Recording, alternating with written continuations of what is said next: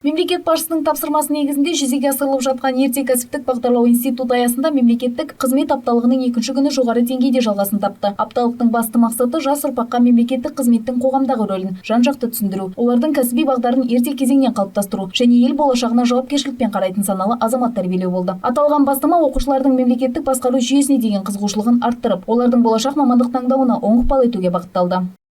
Бүгінгі ашық есік күні сіздер үшін болашаққа бағыт бағдар беретін маңызды алаң. Бұл кездесу тек таныстыру шарасы ғана емес, әрқайсыңыздың өмірлік таңдауыңызға ой салатын жаңа мүмкіндіктерге жол ашатын ерекше сәт. Мемлекеттік қызмет елге қызмет етудің ең абыройлы жолдарының бірі. Оның негізінде адалдық, жауапкершілік, әділдік және халыққа деген құрмет сияқты құндылықтар жатыр оның басында. Мемлекеттік қызметші болу тек мамандық емес, бұл үлкен сенім мен аманат деп білу керек. Сіздер еліміздің болашағысыздар. Бүгінгі таңда қандай мамандық таңдасаңыздар да, ең бастысы осы ісіңізді сүйіп, қоғамға пайда келтіру. Енді біздің міндетіміз сіздерге дұрыс бағыт көрсету, ал сіздердің міндеттеріңіз сол мүмкіндіктерді тиімді пайдалану. Қай салада болмасын, білім мен еңбекқорлық сіздерді биік белестерге жетелейтінін түсіну керексіздер.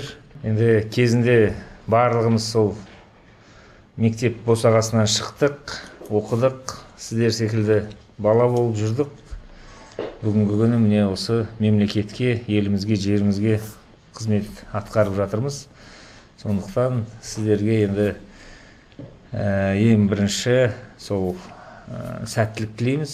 Аман есен жақсы жетістіктерге жетіп, жақсы сапалы білім алып, мектеп бітіріп, өз оқу орындарын тауып, мамандық таңдап, сол мамандық бойынша жақсы сапалы білім алып, осы өмірден өз орындарыңызды табады деген ойдамыз. Соған сенеміз.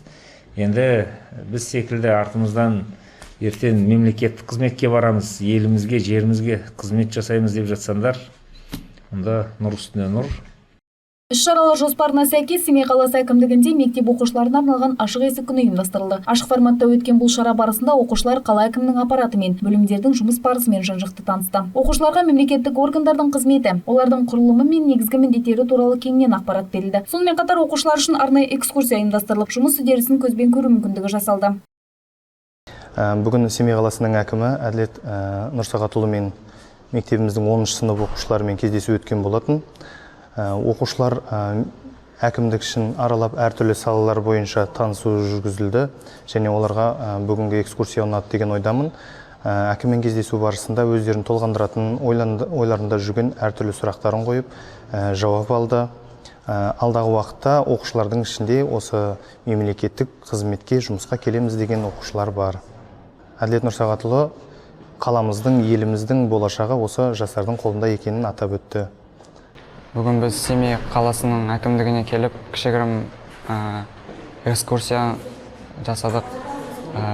Жаңағы осыны жұмыс істейтін апайлар бізге көптеген кабинеттерді көрсетті, жұмыс істейтін орындарды көрсетті, қалай жұмыс істейді. Және біз осы Семей қаласының әкімдігі туралы көптеген мәлімет алдық. Көтерілген мәселелер туралы айтты. Және Семей қаласының әкімі Қожамбаев Әділет Нұрсағатұлымен жаңағы кездесу өткіздік. Біз ол кісіге көптеген сұрақтар қойдық. Жаңағы осы Семей қаласының мәселесі туралы, проблемалар туралы сөйлестік. Және менің бірге оқитын достарым жаңағы ол кісіге көптеген сұрақтар қойды, бізге орынды жауап қайтарды. Бізге бәрі өте ұнады. Семей қаласының әкімдігіне көптен көп рахмет.